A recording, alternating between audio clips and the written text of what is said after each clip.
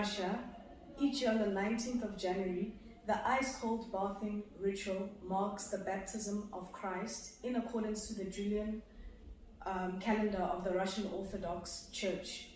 The priests bless the waters before the participants submerge themselves 3 times to honor the Holy Trinity.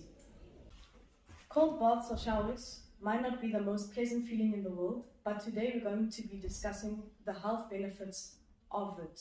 Sit back, relax, and enjoy this exciting show ahead. I'm Jessica Nyalungu, and this is Health Talk. Yeah. To tell us a bit more about the potential health benefits and the potential risks of ice bathing and cryotherapy, today we've got 2 special guests. They're very intelligent students. So we've got Abhishek Kate from India, he's a 5th year medical student, and we've got Reda Saidi from Morocco, who's a 4th year medical student, and they're both studying at Derzhavin Health University in Russia. Now, submerging your body into extremely cold temperatures might not seem like the most ideal way to relax. But according to research, there is potential health benefits of taking ice cold baths or showers, taking cold showers. So I would like to know your personal experience when you took the ice baths for the first time. How did it feel? Okay, so sharing my experience, the first time I went with Rita, my friend, we both were just like very excited to go, very confident. When we went inside, like, it was some different feelings, many emotions, a range of emotions running throughout the body. It was very different. Somehow we tried it, we did it very well. After coming out, it was like very peaceful and calming to my body at least. And I really enjoyed it. Okay, that's great. So can you please tell me about the potential health benefits of ice bathing? Yeah, sure. There are many benefits like it effects on our body, immune systems, body weight loss and stuff. Starting with the fat loss, this therapy can speed up the metabolism. It is also used in diseases like diabetes and also patients who are obese, in obesity, etc. Okay, and we have immunity, so it helps boost your immune system because it increases your white blood cells, also known as your leukocytes. So these leukocytes help fight off infections such as bacteria, viruses, or any diseases that your immune system needs in order to fight. Also treats mental health disorders like there is release of many hormones, norepinephrine, epinephrine, and endorphins, etc. So, like as I said, it's a range of emotions throughout the body. It also treats and prevents dementia and Alzheimer's by boosting your memory and also increasing your cognitive function. Also, it can relieve there can be it can be used in inflammations like to relieve, and then it can migraines helps with migraines and all that. Okay, and also your muscle and joint pain recovery. So in terms of arthritic pain, it temporarily reduces the arthritic pain, and as well as swollen joints, it can reduce or subside the pain that you feel in your joints. Also used in many sleep disorder therapies. For example, when your body, of course, after the bath, all the blood vessels are dilated, so there is muscle relaxations, there is calm nature, so we have good sleep patterns going all the way. And it numbs the irritated nerves, so it can numb your pain wherever you're feeling the pain in the nerves. It can numb it and helps treat multiple sclerosis. These are also used in like after many sportsmanship trainers use these athletes after if a person underwent any surgery, after the surgery they can go to cryotherapy, etc. Many athletes they use this therapy for pain relief. Okay. Yeah.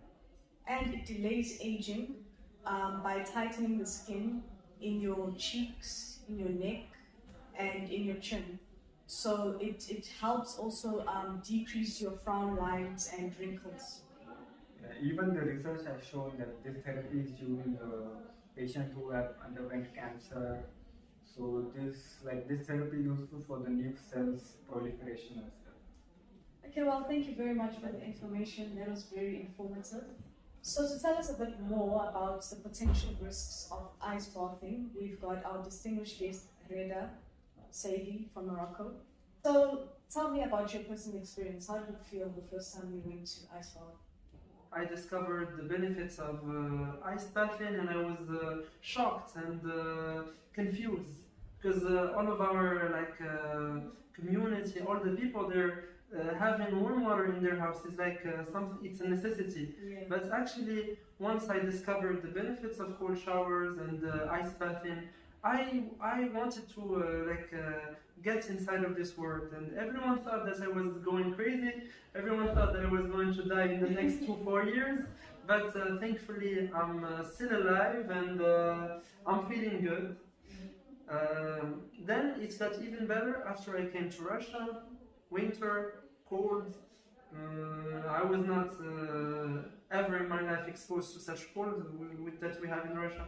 So it was a great improvement and a step forward for my experience of ice bathing.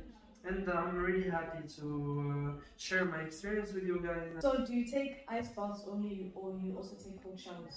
You should get used to the cold exposure. Yes. So how do you do it? You start taking cold showers. Maybe you don't start right away with cold showers. You start just washing your hands, maybe, or feet with cold water. Okay. And then little by little you start getting used to the cold, enjoying the feeling of cold exposure. You're no longer scared. You're breathing normally and relaxed under the cold water. Then you can step up and go to the ice bathing. Spending 15 or 30 seconds in ice water won't kill you. Yeah. Yeah. So what methods can you use for ice bathing? There's the lake, for example, where it's a pool. And Yeah. what other things can you do, like Well, to ice bath? if someone is too scared from lakes or rivers or swimming pools or stuff, they can always do it at home. They can fill up the bath with water and add ice into it.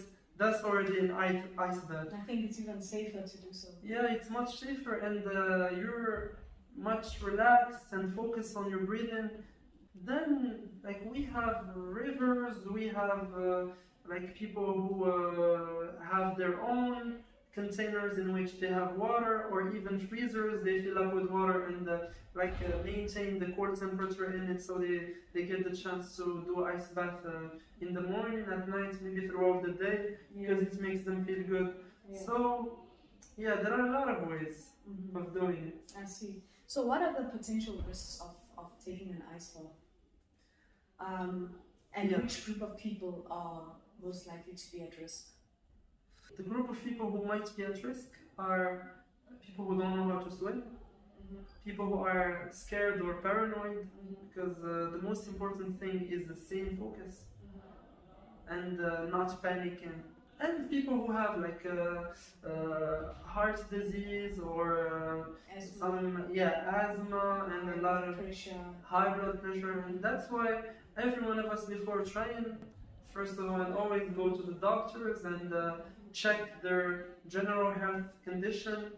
Then maybe they will get the doctor's approval. Also, people who have diabetes, it's recommended for you to seek medical advice before you take an ice bath. And other consequences include hypothermia, frostbite, and as well as trench foot. So trench foot is when your feet get damp and so wet and cold at the same time. Frostbite, the first few signs that you'll see is pain and redness, and then when you have hypothermia, you start shaking, you start shivering, you're exhausted, you have memory loss, slurred speech, and you can't think properly. Next question. So what safety precautions can one take when they go to the lake, specifically lakes or rivers? Because there are videos or news where people unfortunately die from getting into the water. So they jump into the river, and then the current is flowing so fast that they seep through under and they never come back. So what safety precautions can one take in terms of protecting themselves from drowning? Never go alone. On your own, you should never go there, because we never know, God forbid, something bad might happen to you, and you're alone, so no one will help you. And even if there were people with you, the place where you're going to take your ice bath shouldn't be a place where there is like a strong current. Because as you said, on the news we've seen, unfortunately, a lot of bad news which makes me very sad and stuff. But sometimes to prevent such accidents, you have to always find a specific spot where the water is still, not no current, nothing. Or maybe if there was current, you might not jump in. The jumping is very bad, because when you're jumping, you don't know where you're going to land, and your brain is you might get your brain will get stopped and scared. You might get a heart attack or something similar. So never jump in. You might find yourself under the ice, the frozen ice. So that's horrible. I would recommend people to go in gradually, slowly. Always have your friends with you, or people who do this frequently. And good lighting. I think good lighting. Yeah, so always do it at night. On the daytime. Yeah. And it's scary going at night to the river. No one goes there. Yeah. So And also, as mentioned before, if you've got medical problems, you have to seek medical advice. And etc. Of course. Okay. So thank you very much for the information. Thank you. You were magnificent today. This is actually our cameraman. Well, there you have it. Thank you very much for joining us today. And maybe this is an experience that you would like to have. Thank you for joining us. Have a good day.